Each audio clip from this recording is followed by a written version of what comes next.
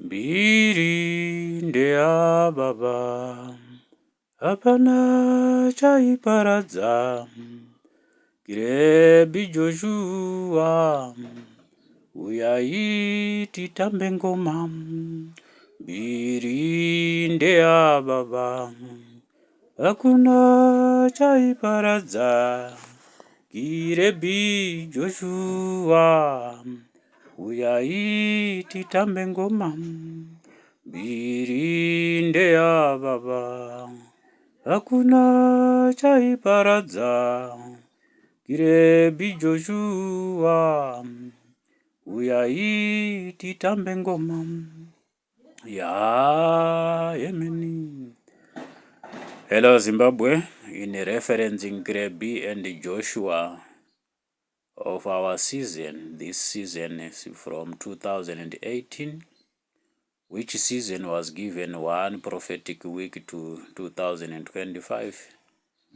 After opening the atonement window 2020, Melchizedek helped us build our cardinal part of matrimonial choice to achieve the feat of 7 constituted entities led by cardinal wings of our matrimonial Trinity Cardinal Party, ZANU-PF. So today we are going to be packaging ZANU-PF to achieve the feat of 7 institutions as wings. As already alluded to, we have got 2 Chemurenga cotyledons of Chihera Murenga. One cotyledon coming in as ZAPO, the other cotyledon coming in as ZANU, ZANU for Queen's Chamber, ZAPO for King's Chamber, as already alluded to. So the common factor in ZAPO and ZANU is PF, constituting Patriotic Front. Patriotic Front of 2 cotyledons would then feed into the spiritual stem of our spiritual faculty constituted around Chihera Murenga. Remember, ZANU-PF was given a patriotic mandate because of 3 aquatic altars of our Queen's Chamber in Mashonaland. So we have got our aquatic altar as a Harare copy, followed by St. Peter's Cardinal copy, and the Glen of Matriarch Nora. We have got Narira, a Cardinal copy there for the Mandaza Mushore faculty of our priesthood. So in that regard, using 7th session of Patriotic Front Congress of 2018, with which Murambwe as our Shumba representing the Lion Puppy in Mbuyane and stables, we now want to constitute our well-constituted matrimonial Trinity Cardinal Party, ZANU-PF, as a cardinal part of Queen's Chamber choice. So we need to redeem our 3 aquatic altars, first using ZANU-PF as a cardinal part of matrimonial Trinity. After redeeming our 3 cardinal altars using ZANU-PF, we then proceed to the King's Chamber and redeem the remaining 4 terrestrial altars. So that's what we are going to be doing come the last Jubilee starting 2026.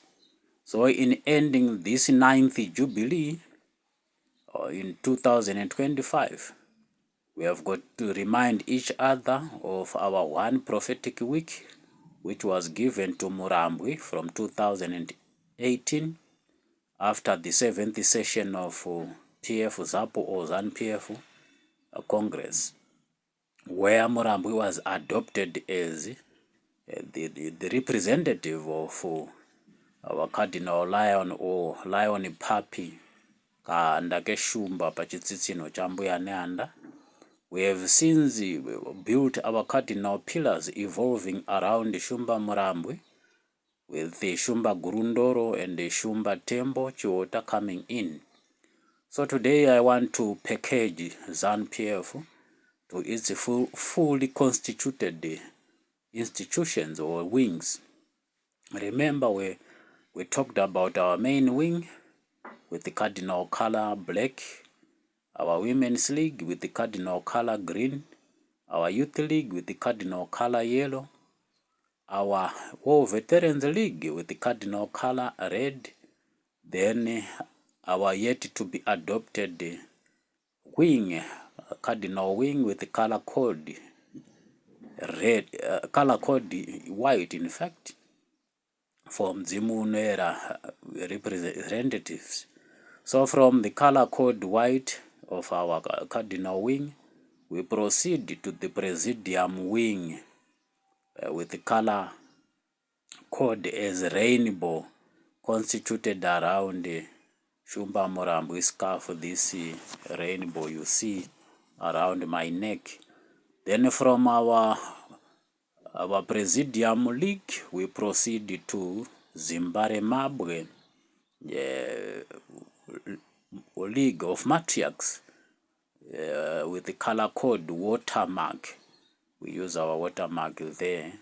So these are the 7 formidable wings for a well-constituted ZANU-PF as a cardinal part of choice, cardinal part of matrimonial trinity choice. So yes, I want to go down the memory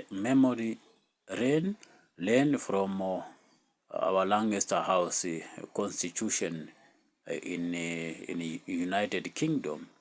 Remember, we had representatives from all stakeholders in our Women's League was represented, Youth League was represented, Main Wing was represented, then the cardinal color white. During that period, we had Chief Jeremiah Chirau coming in representing Matriarch Chaza, Mother Teresa Nyamushanya Chaza, who was intercepted by Jeremiah Chirau from the Seke matrimonial Trinity Sacrament of Holy Orders, sekutaura kwatakazvita.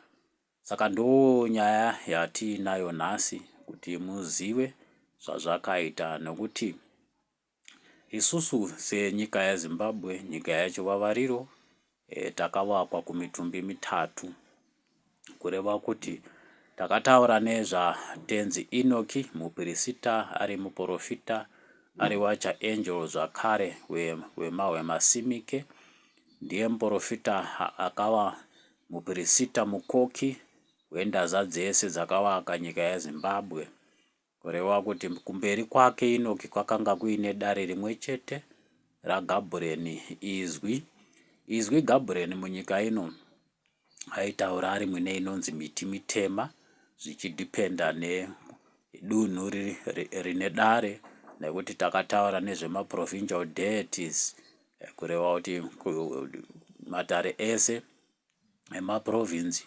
KumaNicaland takataura zvedare radziva guru rakazochengura Melchizedek, tikataura zvemuMashonaland dare raMurenga rakazochengura Isaka, tikataura zvekuMatabeleland kune dare raana Khumalo remadzimambo ana Muzirikazi, ndo kwakazochengurwa nyenyedzi yechibayiro Emmanuel. Tikataura zveMidlands makanga muina Gambiza muvhumbamiri werukuvhute rwenyika, yakachengurawo Eria kuMidlands kwakare. Tikataura zvevaremba Masvingo vakazochengura muremba mukuru Abrahamu. Saka our provincial deities vakamechaniswa nemacardinal deities of vakanga kurepresenta transition from Old Testament to New Testament. Ndo pakauya Eria achigara dare naGambiza muMidlands parukuvhute rwenyika, madzishe aunganidzwa madzishe. Kune madzishe akagoverwa masakaramende. Ishe Chichiwero akagoverwa sakaramende yereconciliation akanzi ndiye muyananisi. Ishe Nyamwedaka akapuwa sacrament of Eucharist, anzi ndiye uchazodyisa pasika pamanhize. Tikabva ipapo tikaenda kwaShe Chiota, sacrament of confirmation, anzi ndiye uchanga achipupurira miteuro yese kuti ndizvo. Tikaenda kwaShe Seke, Ishe Seke akapiwa sacrament of holy orders, anzi maari ndo muchapingudzwa mitumbi mitatu yembonga yekuti tiyambuke gungwa rakakomberedza maAquatic altars edu muguta reMuteuro muHarare. Tikaenda kunaShe Neshangwe akanzi ndiye uchava muchengeri wedendemaro rinotsudzwa minamato yeZimbabwe mushure mekunga dendemaro reMuteuro riri muushe hwaShe Chiwero rapedza Muteuro nekuyananisa matare ndaza yavakwa yaandaza imwe chete paRedemption Parade. Tikaenda muushe hwaShe Nyashanu akapuwa sakaramende yekushambidza nyika kuti mukunga nhau dzese bishi zvese zvaenzaniswa nyika inotanga yasukwa tisati tazarura mazambara 12 anotipa ugaro magariro tsika nehunhu, kureva kuti nyika yedu inenge yakuyerera uchi nemukaka asi hazvigoni kuyerera munyika izere ropa. Saka Ishe Nyashanu ndiye unotanga apuwa basa rekushambidza nyika nesacrament of baptism. Nyika inoshambidzwa tichishanda nesakaramende yaShe Makoni, sakaramende yatinoti matrimonial sacrament, kureva kuti Ishe Nyashanu unopuhwa vasikana vashanu kubva kwaShe Makoni vanobva vadyarwa mumaprovinsi vochidzidziswa masukirwo enyika, kureva kuti kwaShe Nyashanu tinenge tina mai vakunda vanobva muushe hwaShe Makoni. Zvisingarevi kuti vakunda ava vanenge vari vakunda vaShe Makoni, asi bedzi sakaramende iyi yakapuhwa Ishe Makoni. Vakunda vanenge vachibva mudzimba dzemadzishe, maparamount chiefs macustodians of maprovincial deities, kureva kuti tina paramount chief Mapondera tine mukunda wake Muyeramoyo, paramount chief Neshangwe tine mukunda wake Zivagwe Gambiza. Tobva tati paramount chief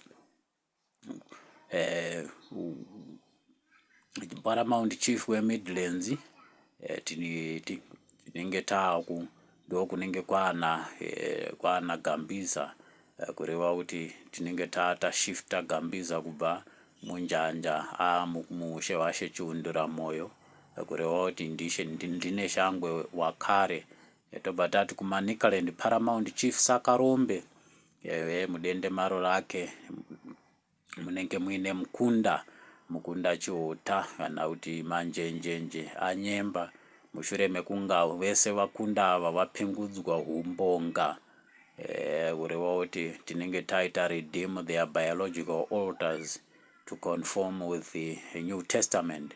Tisisina vakunda vakapikirirwa vaMwari zvikwambo, vakunda vese vanenge vadzikinurwa mweya minomwe, kureva kuti ndaza yedu inenge yaringana kuti each provincial deity anenge ane an atonement chamber incumbent emukunda, kureva kuti mudendemaro reMutwakazi tinenge tine mukunda anenge arimo, dendemaro Nyanda tinenge tine mukunda anenge arimo, dendemaro Zivagwe tine mukunda anenge arimo, dendemaro Chikanga tine mukunda anenge arimo, nedendemaro Manzou tine mukunda anenge arimo,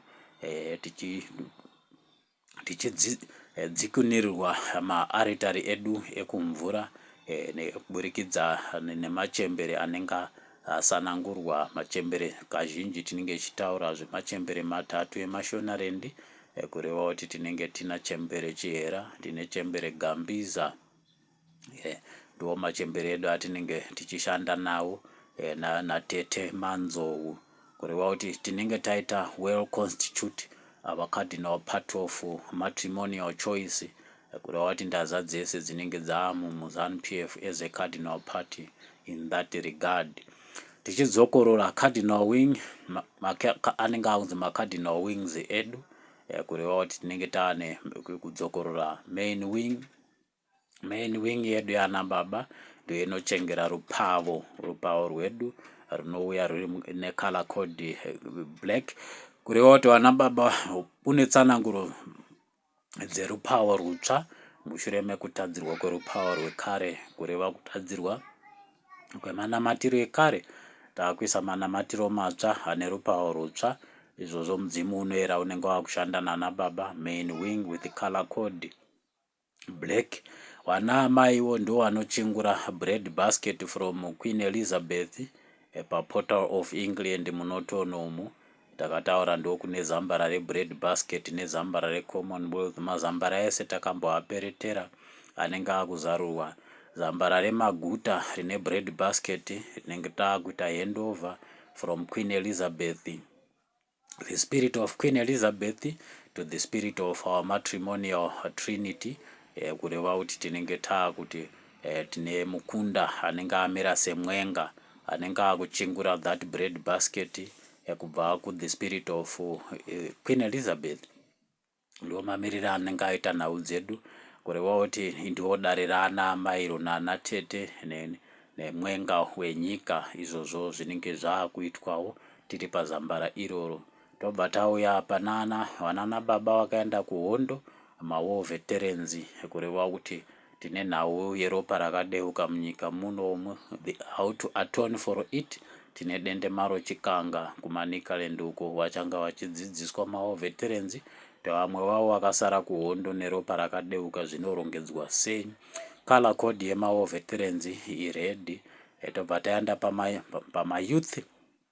Mayouth anokumikidzwa natete kuna Gambiza, kureva kuti Gambiza ndiye muridzi wendarama mudare raana Chihera, kureva kuti vana makumbi nezvipotera ndo vanonzi mayouth, ndo vanenge vaakuzova vashandiri kana kuti vachengeri wepfuma, color code yellow.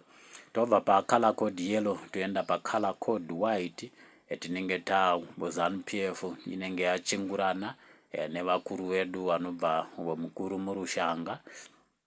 Tabva mukuru murushanga toenda mukuru kumasowe nemukuru kuTabernacle yedu iri kubocha kwaMarange, tozoti mukuru pazambara reZion City, kureva kuti kwakare kuZion ndo mamiriro anenge akaita matare edu atinenge taakutiwo nguo chena inenge yakumiririrwa muZANU-PF, changamire werushanga nevanji vemasowe, mutumwa anochengera Tabernacle kwakare kwaMarange, kureva tutaura zvemutumwa Nimrod, muchinguri wedu muZion City watinoti Christian convener, tiri kutaura zvababa Nehemia Mutendi, kwakare kumbungo eventually tobva tapinda muZion City yaimbonzi Great Zimbabwe, ndobva yanzi Zion City kubva 1924. Tobva tapedzisira pavana ivava vana baba vedu kunguo chena, topedzisira naamai anobva mudare yatinoti Shekinah motherhood, kureva kuti tinenge taakutaura zvaamai Chaza represented by bondwe rake, kureva kuti tinenge taane chishanu chedu chamiririra nguo chena as the color code iri paregalia yeCardinal part of our matrimonial trinity yatinoti ZANU-PF, kureva kuti chishanu chedu chabva charingana. Chishanu chedu tinobva tazopuwa atinoti maMarine Seals nemanavy seals. Manavy seals yedu achibva yatinoti dare raana baba, maMarine Seals yedu achibva mudare raana amai, as represented by the watermark. Saka that's the summary of our cardinal part of matrimonial choice, cardinal part of matrimonial trinity. Kureva kuti kwese kwatinenge taakuenda tikuziva pekutangira, tikutangira muZANU-PF, topinda muQueen's Chamber toratidzwa aquatic altars edu, after redeeming our aquatic altars tinenge taakuziva maseva aquatic altars iyayo, kureva kuti zvipotera zvinoshumira pama-aquatic altars iyayo mukunga vana baba varongedzwa mudende maro after achieving the feat of the 7th wing in ZANU-PF. Pama-wings atataura 1 main wing yana baba, 2 women's league yana mai, 3 war veterans league, 4 totaura nezve youth league, 5 vatataura nezve cardinal wing of Mudzimu unoera, 6 tobva tautaura nezve the presidium league, vachengeri vakuru vakasarudzwa necongress pa7th session yedu ya2018. tobva tati rechi 7 ndo ratataura wing yana tete Zimba reMabwe, kana kuti wing yemachembere ekitchen yedu yatinoti Zimba reMabwe, wane cardinal color yawo yatati watermark. Ndo kunobva ugaro hwedu kumachembere, saka anoda kumutsiridzwa nekuzarurwa kwemba kwekitchen yenyika yatataura tichiti Zimba reMabwe. Saka ndo ma7 representations of our matrimonial trinity, a cardinal party. Kureva kuti taachiva the 7th feat yekuti taakuziva basa raanatete, vanatete vachinyengetedza machembere, tataura color code ndiyo inenge yakunzi watermark, tichienda zvakadaro. Kureva kuti ndaza dzese sekuchingurwa kwadzakaitwa naMurambwi dziri 7 dzabva dzafoma a formidable cardinal part of matrimonial trinity inonzi ZANU-PF. Takataura kuti ZANU-PF was first given its mandate to deliver on these issues in a patriotic front, which was constituted itself by 2 political court leaders in representation of King's Chamber and Queen's Chamber as regards to PF ZAP and ZANU-PF respectively. They say izvozvo chinonzi unity accord chinobva chaita come into play. Saka kureva kuti tinenge taakuti our cardinal instrument of 1987 inenge yakubatanidza these 7 institutions into a formidable cardinal part of matrimonial trinity. Kureva kuti pese patinenge taakuita ma-sessions tinoita takamiririrwa nema-wings iyaya ari 7. Kutanga kuchengerwa kwema-portals edu, nekuti takataura tichiti nyangadzi yakatotanga kuinveda nzvimbo tsvene sekuprofitwa kwazvakaitwa nemuprofita wenyangadzi Daniel. Takaona isusu kuIsraeri muJerusarema maane inonzi Dome of the Rock. After Dome of the Rock taakuona izvezvi infiltration of the Japhetic physical faculty inoconstituta Europe, ikoko taakutoona maArabhu akuinfiltrata. Eventually takataura tichiti governments dzeEurope dzichamanipulatwa, dzobva dzatanga kuita issue ma-toxic policies and to the effect of proclaiming Arabic institution yatinoti Islamic religion. Kureva kuti Europe iriko according to Daniel ichanga yamanipulatwa nenyangadzi. Kureva kuti after that manipulation Europe inenge yanyangadzi yobva yashandiswa seshamu in purging the mental faculty of Israel, that Shemitic mental faculty as already alluded to. Saka mushure mekunga wamanipulata Europe vanobva vaita vateverera ma-former colonies ese Europe, kureva kuti ndo maurire vanenge vakuita kuzotsvagawo dzatinoti nzvimbo tsvene dzedu. Saka tinofana tadzichengera tichishandisa ma-3 arms of state ichibatsirana negovernment. Government as the executor and ndiye anenge achirepresenta the physical faculty of our kingdom. Kureva kuti government inofana kunga yakuziva ma-portals ese akaiswa mabvi nekuimbirwa hozana. Iyo government yacho ichiziva kuti chinonzi Zimbabwe chii, kubva chichivakwa nemitumbi 3 yakabva kuchikuva chaJehovha yatinoti kumawe masimike. Zimba reMabwe riri kuEgypt rinonzi Pyramid of Giza, ndo kwakabva dare raana baba King's Chamber nedare raana mai Queen's Chamber nedare revana chirorodziwa spiritual grotto. Spiritual grotto yakauya ndokubva yarongedzwa kutsi kwearitari yekumvura yatinoti Victoria Falls. The King's Chamber iri kumaTebeleland, Queen's Chamber iri kumaShonaland.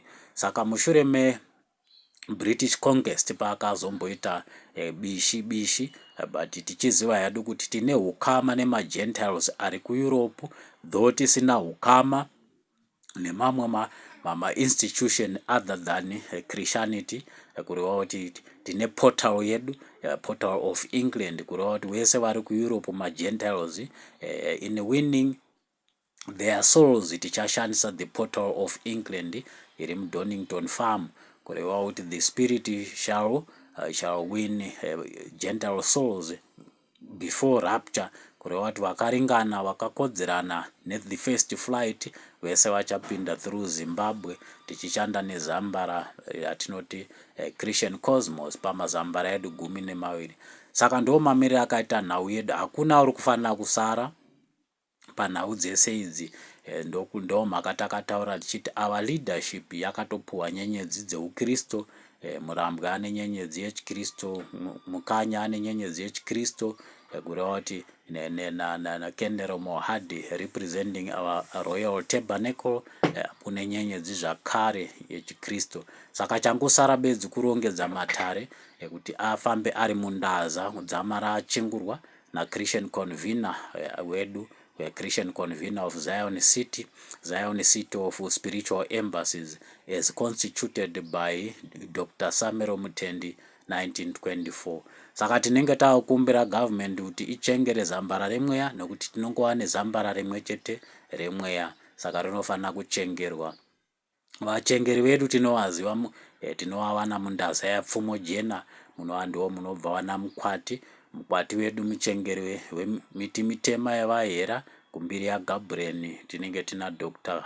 Constantino Guve Chiwenga, mukwati wesungano itsva, muchengeri wesungano itsva pakati pevapostora tine mupostora wedu Baba Paulo Mwazha, dende maro revaprofita riri muushe hwaShe Chiwero neSacrament of Reconciliation, dende maro revapostora riri muushe hwaShe Mutengwa neSacrament of Anointing, kureva kuti hatina chatisina pazvese. Isu bedzi tinofanira kungoziva betimaya retsananguro kuti nderipi panguva ino, kuti tiri musizini yatakanzi enzanai netsananguro dzemudzimu unoera kubva gore ra2018 kusvika gore rino 2025, kureva kuti takombera our 9th Jubilee.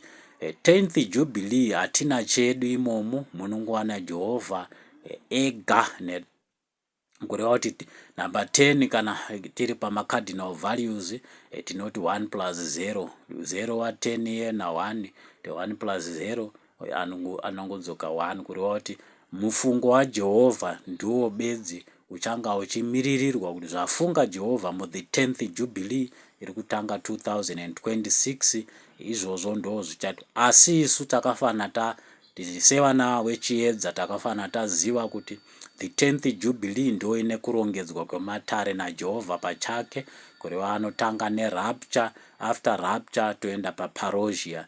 Zvese izvozvo zvichanga zvichiitika mu the last Jubilee.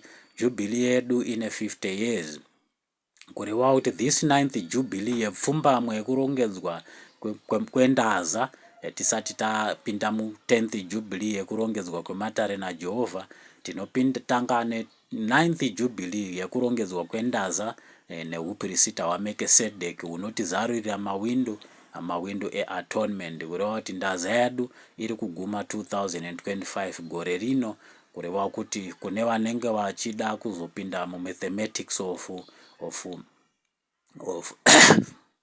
mathematics dzemaendero yatinoti eschatology, mathematics of eschatology, tinenge takuti 2025 divided by 50 tinobva tawana pfumbamwe yedu yokurongedzwa kwendaza, kureva kuti ndaza dzese sekukumbirwa kwazvakaitwa nemuprofita mukuru weTebhanekari yaBaba Manuel, Baba Wimbo achinzwa Enoki achikumbira kuna Murambwe kati usawa nendaza yaunosiya dziri kukunyomba, dziri kufarira, dzese ndaza ngadzichingurwe ndo mhaka makaona Murambwa achichingura ndaza dzese achishandisa muraraungu wematare watinoti scarf yake. Saka ndo mamiriro akaita nhau dzedu. Taakufanira kuti tichiti nemabandiko edu 7 a well constituted cardinal part of matrimonial trinity yatinoti ZANU-PF. Taakufanira zvino kuchiactivata 7 corresponding altars tobva tadzichengera kuti tirege kutangirwa nenyangadzi kumira panzvimbo dzedu tsvene dzakanamatwa nezuro, dzakanamatwa muteuro nevabari vedu kumbiri yenyenyedzi nomwe. Ndatenda hangu hama vadiwa, zvakanaka Jeremiah, takuteta Daniel, Elijah stay. Kuri kutsvagwa ropa rakanamata nezuro, kuri kutsvagwa ropa richaunamata muteuro, iri ndiro ropa rakanamata nezuro, iri ndiro ropa rakaunamata muteuro, kuri kutsvagwe ropa rakanamata nezuro, kuri kutsvagwa ropa richaunamata muteuro. Yemeni. Muchikamu chinoteera ticharapanura mitumbi mitatu yedu, kureva kuti tine King's Chamber semabviro ayakaita muchikuva chaJehovah Pyramid of Giza, tine Queen's Chamber semabviro ayakaita the Pyramidic Altar yatinoti chikuva chaJehovah Pyramid of Giza, nechirorodziva yatinoti the Spiritual Grotto semabviro ayakaita zvakare muchikuva chaJehovah yatinoti Pyramidic Altar kana kuti Pyramid of Giza. Ndo zvatinofanira kuti tizive, ndiwo mitumbi mitatu yakabate nyika. Ndatenda hangu.